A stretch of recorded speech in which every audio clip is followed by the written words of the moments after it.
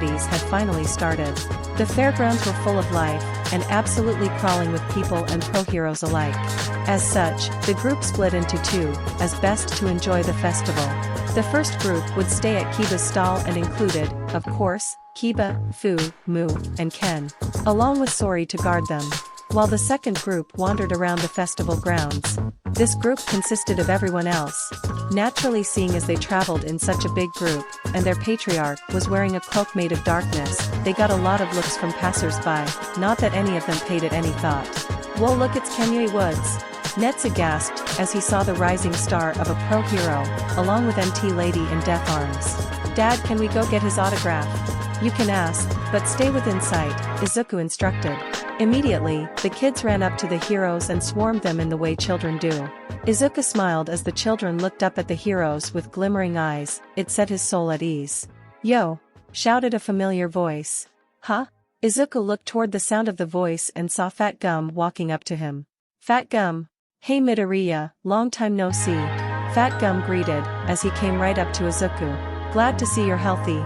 Man, to think that little kid I saw running a food stand would grow into this."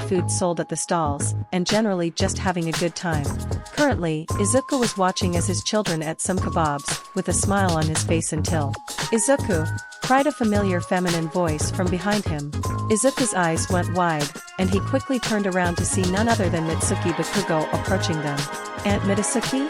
Long time no see." Mitsuki greeted him. "Nice to finally see you again. It really has been a long time. I honestly can't remember the last time I saw you," Izuku admitted bashfully. "So much has happened since then. Tell me about." Mitsuki gave Izuku a good glance.